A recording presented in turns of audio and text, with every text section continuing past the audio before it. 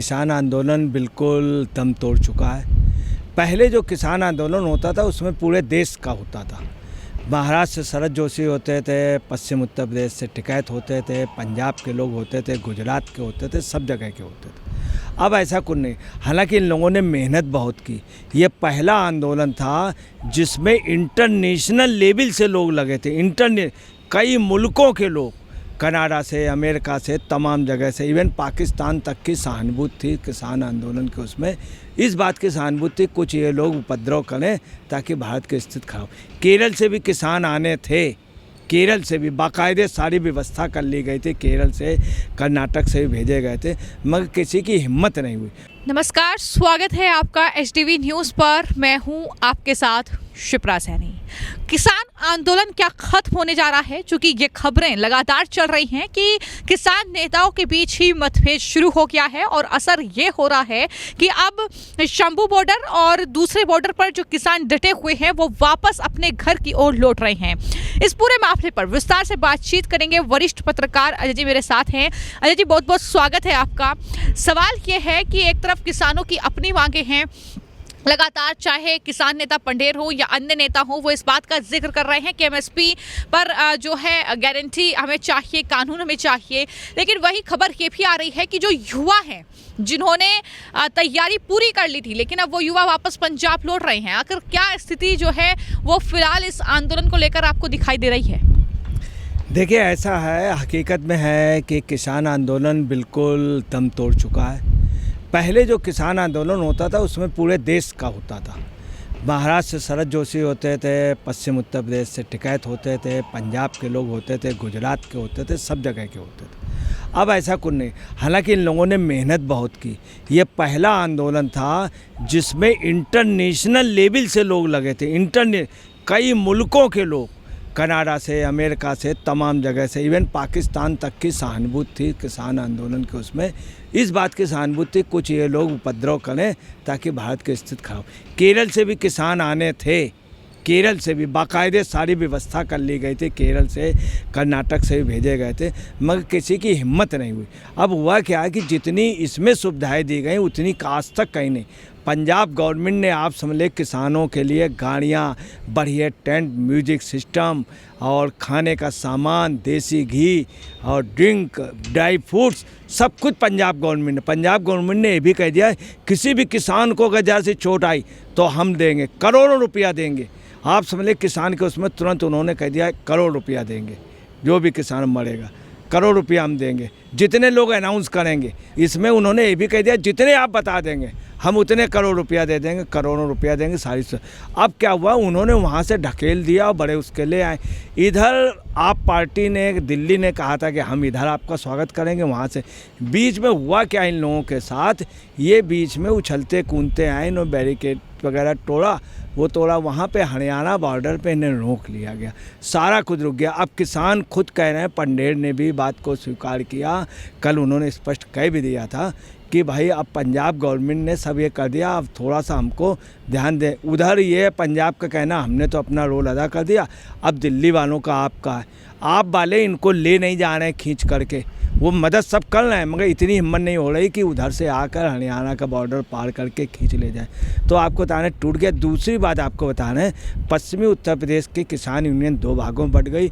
एक राकेश टिकैत की, दूसरी खुलेआम उनके विद्रोह में है, जो ये कह रही थी हम अभी बात करेंगे, डल्लेवाल से अभी बात नहीं हुई, उसके बाद शर्तों में तय करेंगे।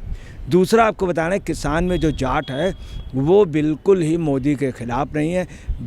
पंजाब में 3 टुकड़ों बट गया, सिर्फ डल्लेवाल वहाँ पे डटे हुए हैं। और आपको बताना है लगभग 25-30% किसान जो है शंभू बॉर्डर से हट गया है और दूसरे बॉर्डर से भी किसान जो है पलायन होने लगा। दूसरी आपको एक मेन बात बताए देना है कि मैं आपको बता रहा हूँ, पंजाब हरियाणा के लोगों की एक खासियत है, वो बड़ी मोटी और बहुत सॉलिड बात करते हैं। अब कहना नहीं चाहिए, कभी कभी लोग कहते हैं जाट झूठ नहीं बोलता, पश्चिम, ये सच है। यही चीज़ जाट लोग इनको समझा रहे हैं और सिख भी कई समझदार समझा रहे हैं कि अभी वक्त नहीं।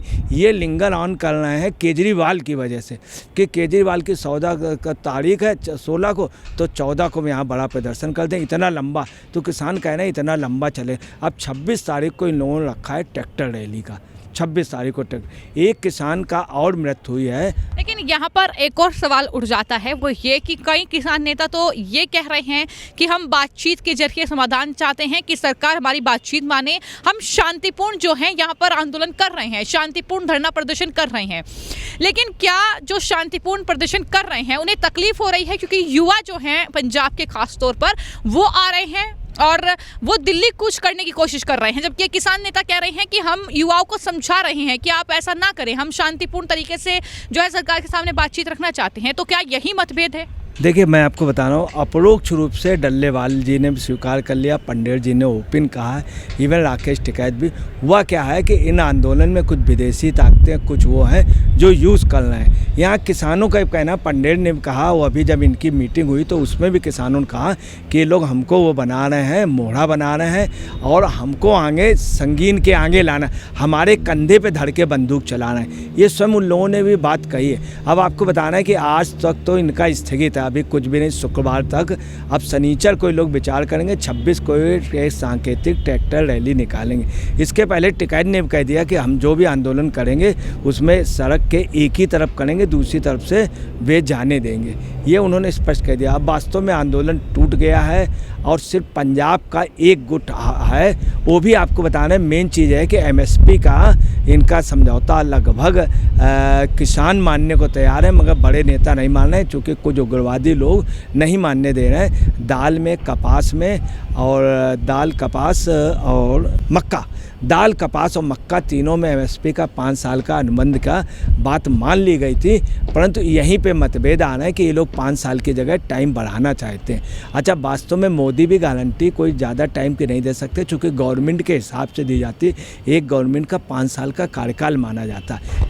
लेकिन यहाँ पर एक और सवाल उठता है। सवाल ये है कि जिस तरीके से पंजाब से ये लोग चले थे, दिल्ली कूच करना था, दिल्ली के भी अलग अलग बॉर्डर है जहाँ पर सुरक्षा कड़ी की गई है, लेकिन जिस तरीके से हरियाणा सरकार ने, खट्टर सरकार ने कहीं ना कहीं एक्टिव हुए, पुलिस फोर्स लगाई और तमाम सुरक्षा बल के जवान लगाए इन्हें रोकने के लिए शंभू बॉर्डर पर, तो ऐसे में जो किसान की मौत हुई है वो कह रहे हैं कि सुरक्षा बलों की गोली लगने से हुई है और इसके लिए खट्टर सरकार जिम्मेदार है।